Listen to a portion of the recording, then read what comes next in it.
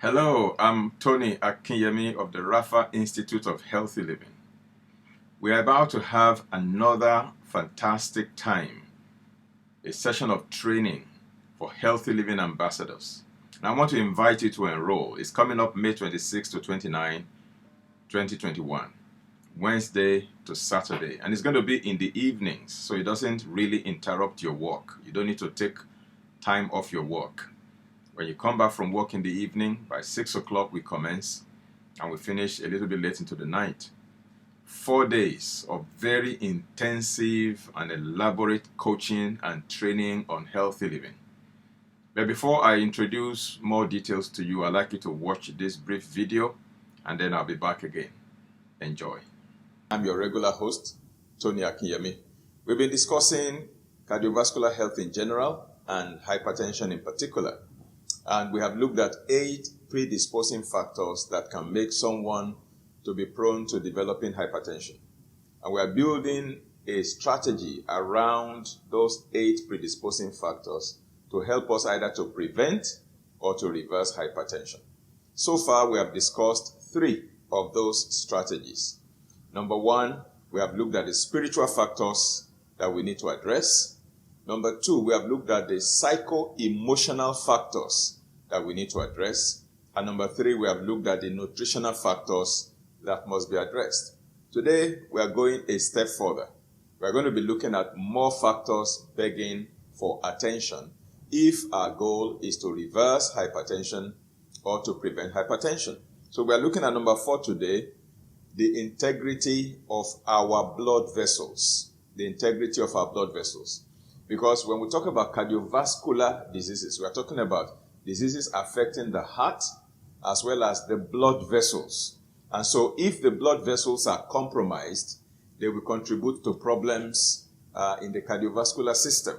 That's why the integrity of the blood vessels matter. We have arteries, we have all kinds of veins and all kinds of tiny capillaries, blood vessels all around our body. And blood circulates through all of these vessels. If any of the vessels is compromised anywhere, that can impact on our cardiovascular health.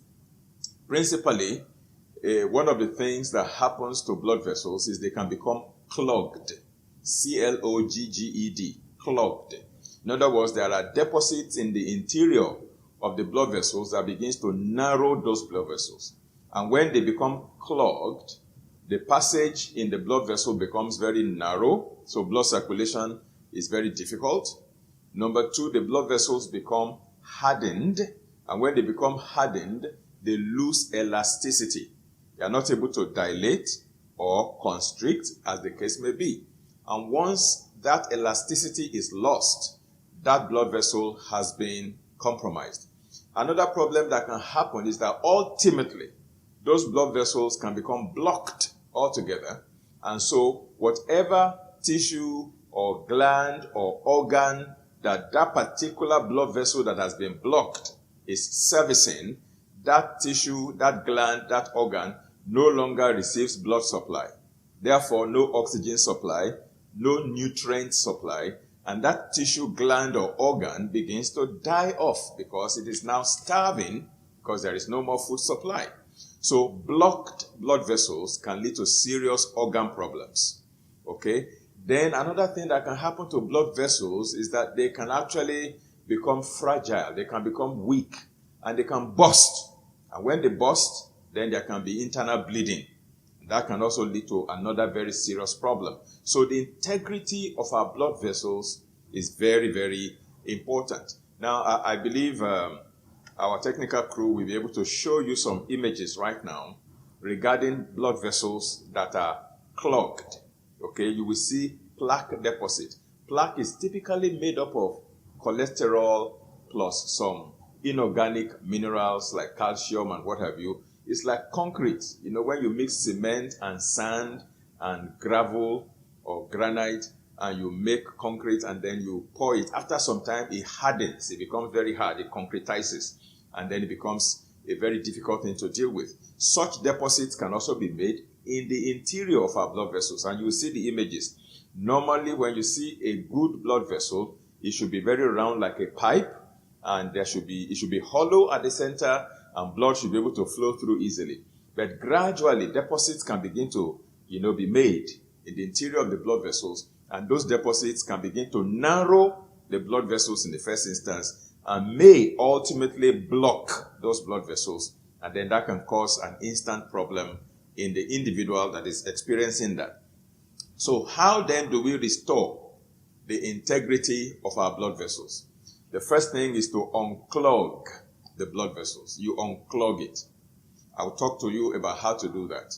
Somebody actually sent a question recently about how do we unclog blocked arteries or blood vessels. Now, so the first thing is to unclog it or unblock it. The second one is to restore the flexibility or the elasticity. Of course, naturally, when you unclog, you are also automatically restoring the elasticity, and you are opening up that blood vessel so that blood can flow better and easily. The heart doesn't have to push hard for blood to course through those blood vessels. And the third thing is stop reclogging your blood vessels. See, everything surrounds that clogging and clogging thing. And then another thing to do is to strengthen the blood vessels. There are materials that the body uses like mesh, like when you want to cast concrete. It's not just about the cement, the sand, and the granite. You also need to put some iron rod, kind of to strengthen it. You form an iron mesh to strengthen the concrete. When you see deckings, there is iron inside, like a mesh that holds everything together to increase the strength of that concrete or that decking.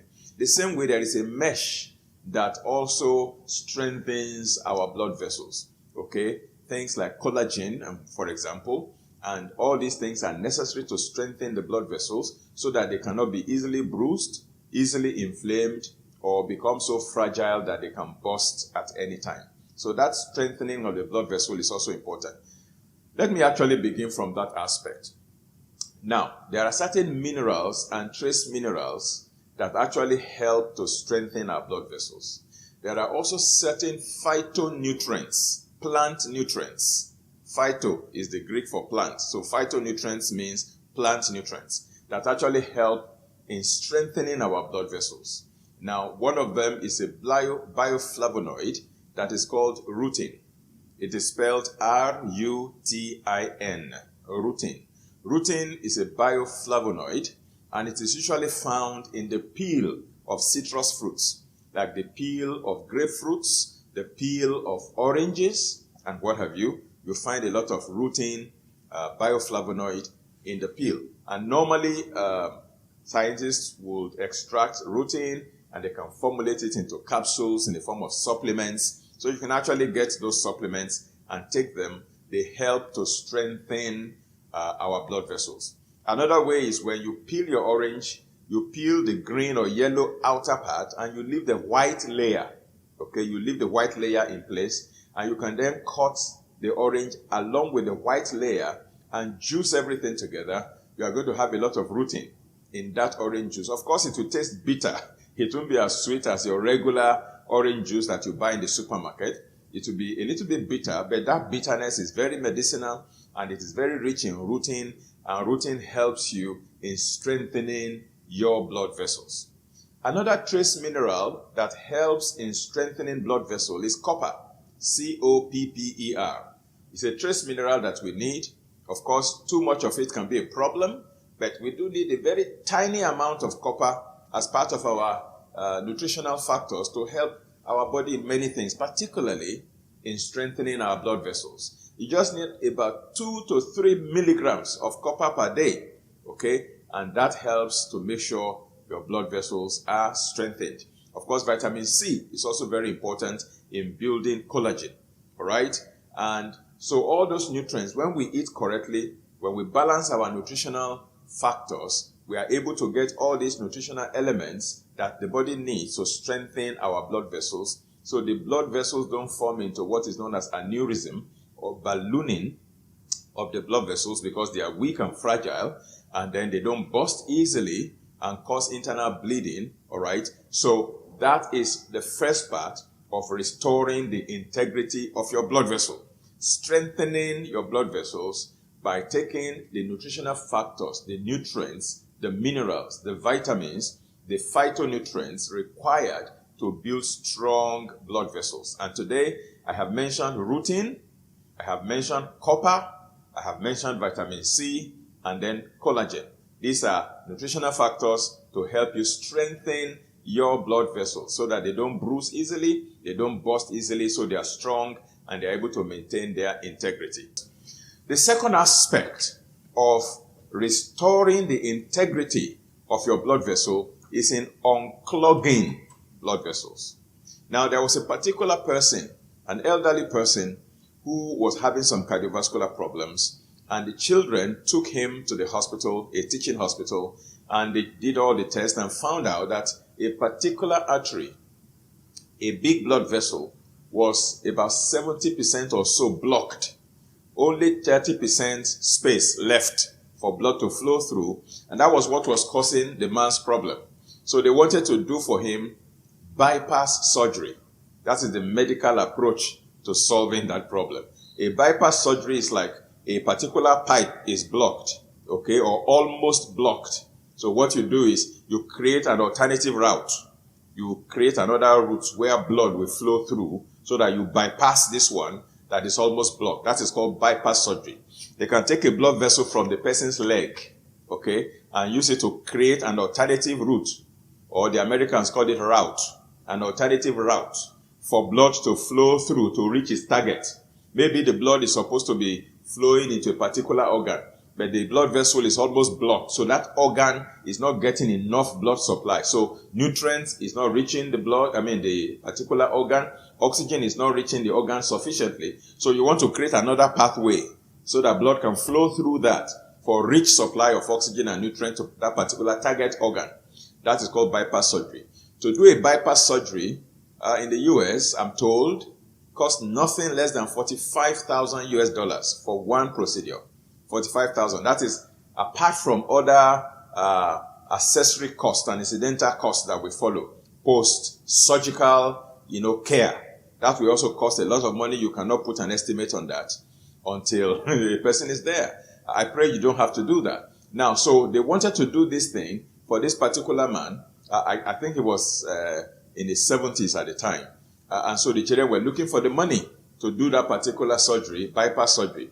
So when they told me, I said, well, can you give me 90 days and let me change his diet and walk around it and see how we can unclog this artery? And the children, agreed.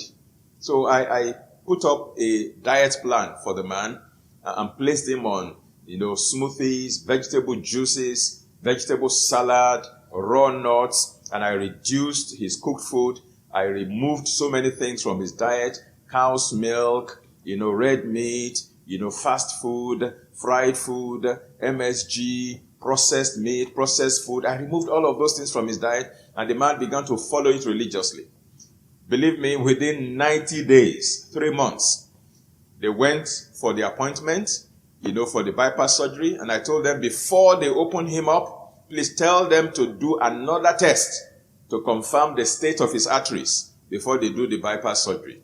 And when they went after 3 months and they conducted the test again, they found out at the end of the day that the blood vessels had actually opened up 60% now, and that it was only 40% blocked. Now, I think it was 70% blocked before. Now it was about it was 70% blocked before. Now it was about 40% or so blocked, which means about 30% has opened up again.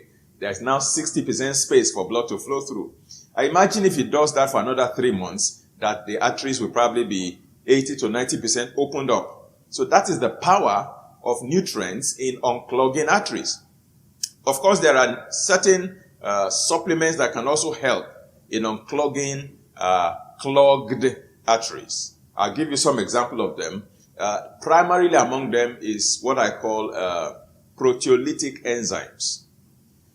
Proteolytic enzymes are protein digesting enzymes. These are enzymes that digest protein.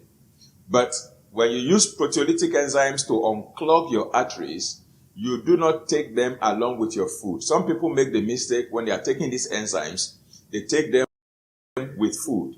When you take those enzymes in capsules along with your meal, what it will do is that it will digest the protein in your food, in your stomach, and it will not go anywhere else to do any other thing. It will not achieve the purpose that you want to achieve. When you are using proteolytic enzymes to unclog arteries, what you do is that you take them on an empty stomach, at least 1 hour before a meal, or about 2 hours after a meal. So they go into an empty stomach. When the enzymes get into the stomach, there is no protein in your stomach, no food in your stomach to digest. They get absorbed through your digestive tract into your blood vessels.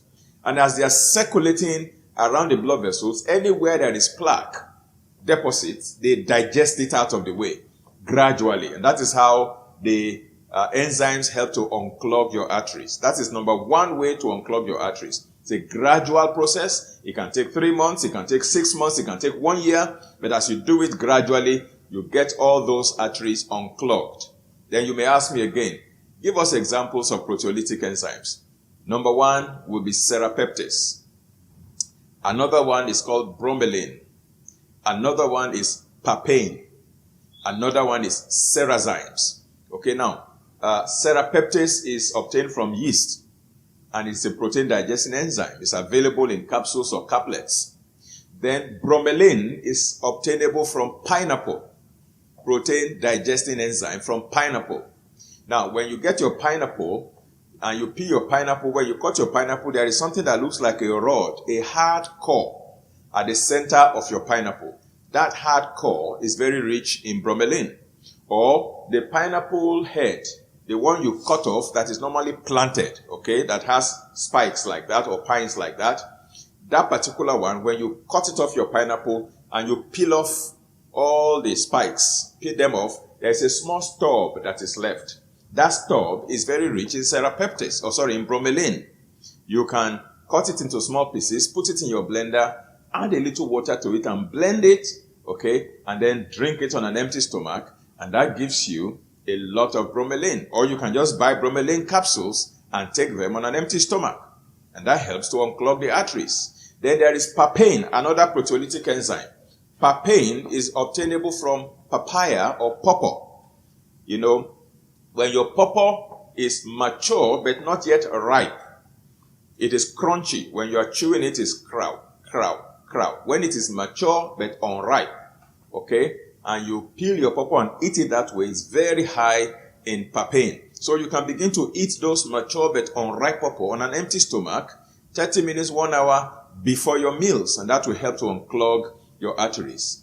And then, of course, we have serrazymes as another type of proteolytic enzyme. All of these things are available in capsules in the form of supplements, and they are OTC, over the counter. They don't typically require any prescription for you to obtain them. Just follow the direction of the manufacturer on the bottle, and that will be good enough.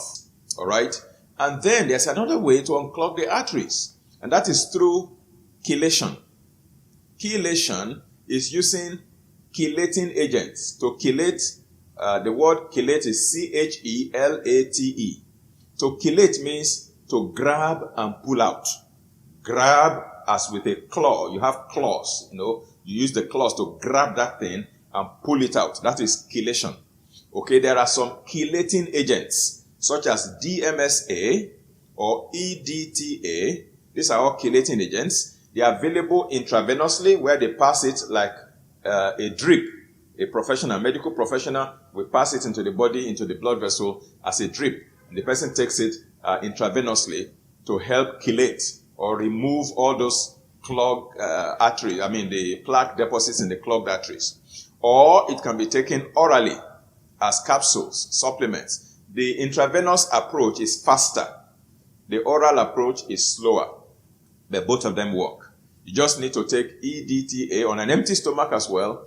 Usually 2 capsules in the morning, 2 capsules in the afternoon, 2 capsules in the evening, 1 hour before meals for several weeks or months. And that will help to gradually chelate any plaque deposit in the blood vessels. That is chelation.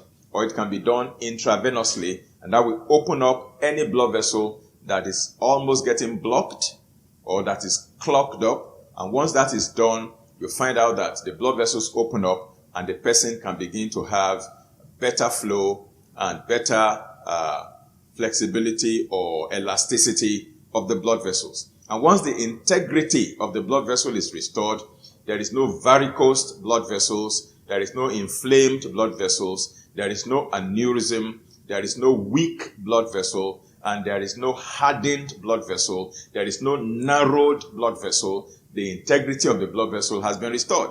Once that is done, you can be sure that you are back to normalcy as far as your cardiovascular health is concerned. And so, when you remove those plaque from your blood vessel, you have unclogged it. That's number one, you have achieved. Number two, you have also restored the elasticity, and then you have removed the hardness.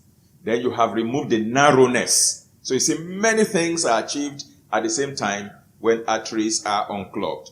The next thing you do thereafter is stop reclogging your arteries.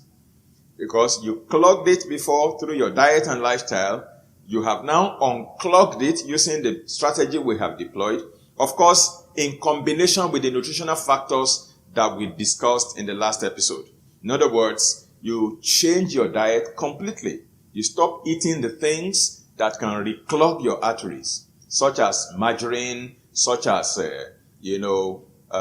processed food, processed meat, and all the foods that increase inflammation in the body and all of that.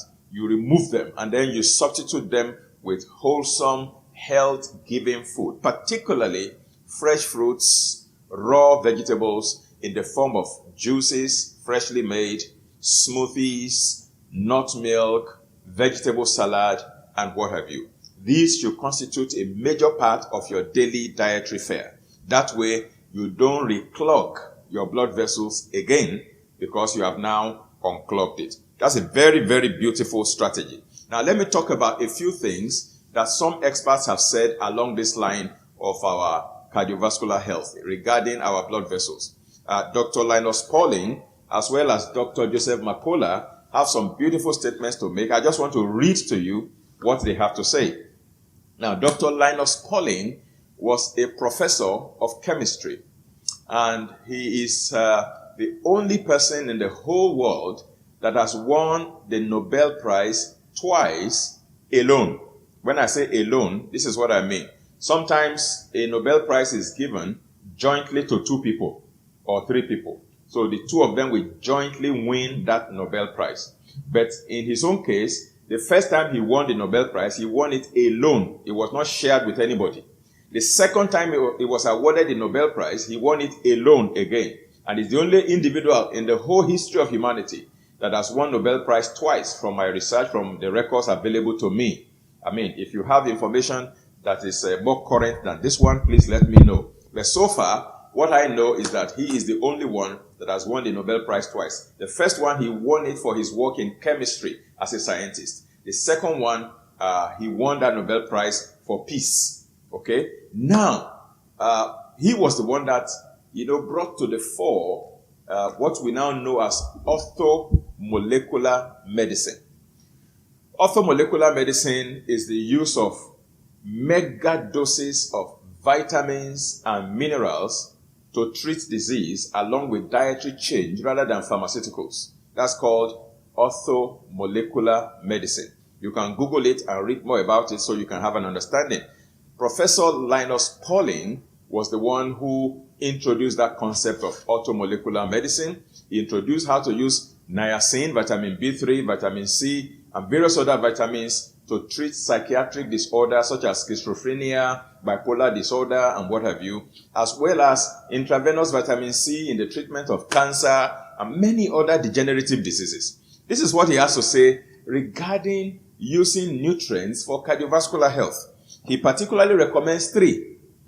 Very important. The first one is vitamin C, the second one is lysine, and the third one is proline. Now, lysine and proline are amino acids, proteins, okay, special types of protein. We have about 12 essential amino acids that we must obtain from our diet. 2 of them, we have proline, we have lysine, in combination with vitamin C and rosehip oil.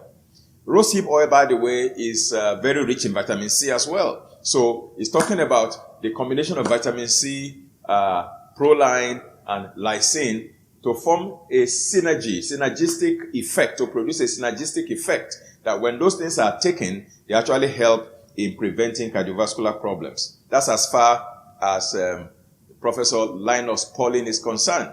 Actually, there used to be a supplement that was called Heart Plus. It's no longer available because the company that produces it has closed down. They used to combine those nutrients, rose hip oil with vitamin C, with L-proline and L-lysine, and they form it into one supplement called Heart Plus. And it used to be very, very wonderful. One of the supplements that I have used over the years for many people, and it has worked wonders. But unfortunately, no longer available. You have to obtain the different components. You have to obtain vitamin C separately. You have to obtain proline separately, lysine separately, rosehip oil separately, and take them together in order to get that same effect. But those nutrients are very, very important. So that is as far as the integrity of the blood vessels is concerned.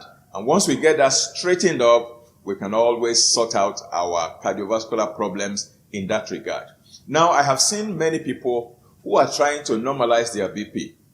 And they say, okay, I have dealt with the psycho-emotional issues. I've dealt with stress. I've reduced my workload, my schedule. I sleep longer now. I used to sleep for 4 hours. Now I'm sleeping for 6 hours.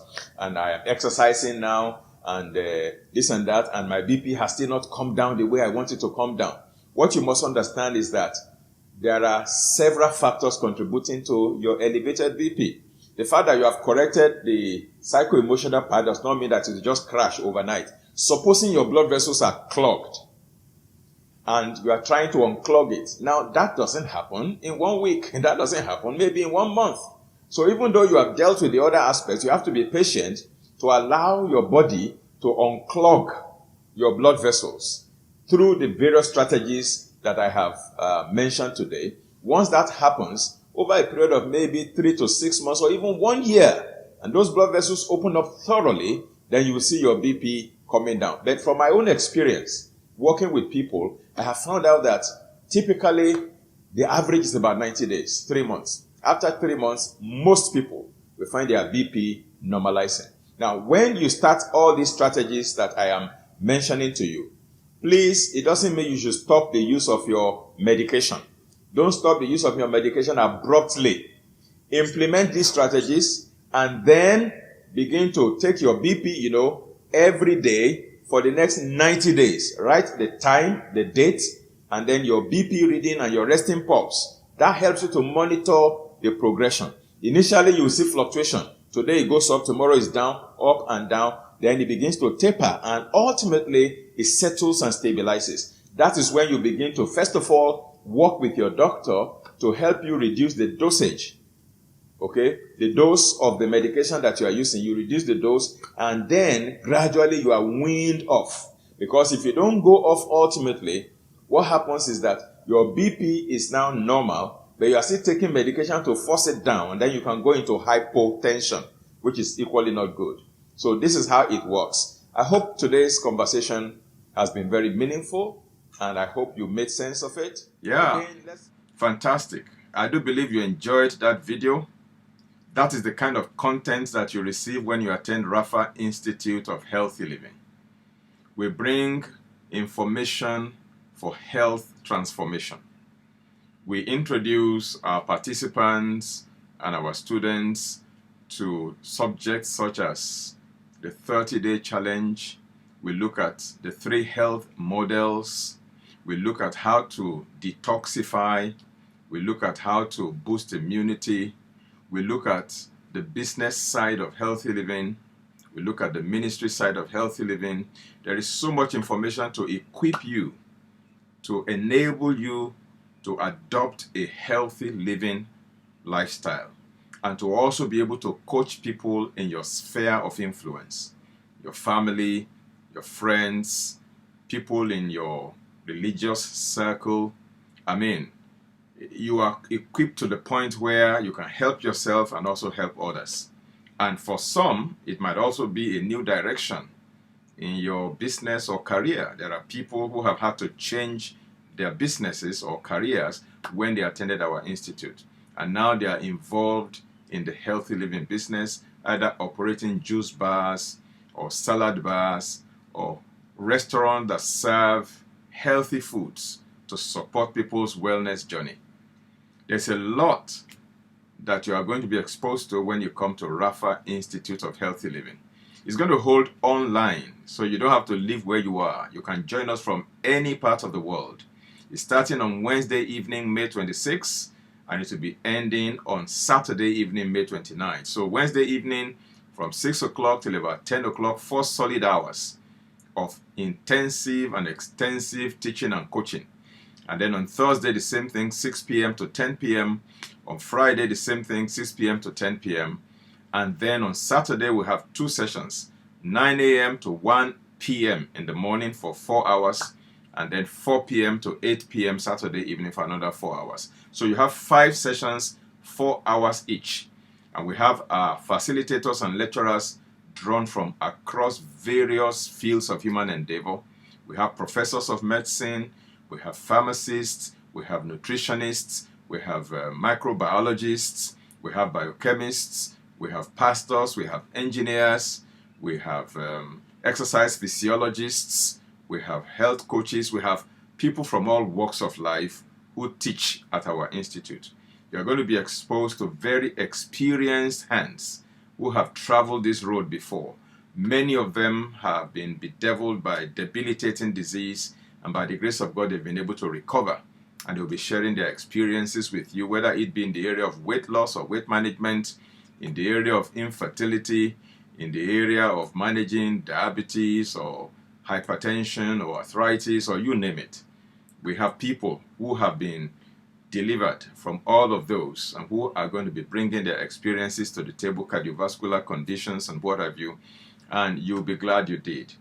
And for those who will be registering as early birds, if you register now, if you don't delay, if you register now, you will be entitled to a special discount.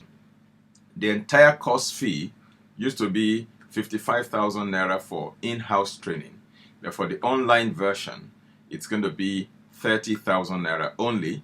And by the time we are done, I'm sure you will tell me that you got more value than you paid for. But I challenge you to join us for a journey of a lifetime that you will thank God to be a part of. Once again, I'm Tony Akinyemi, and I'm the founder and president of Rapha Institute of Healthy Living, and I welcome you to a fresh start in your wellness and well-being journey. God bless you.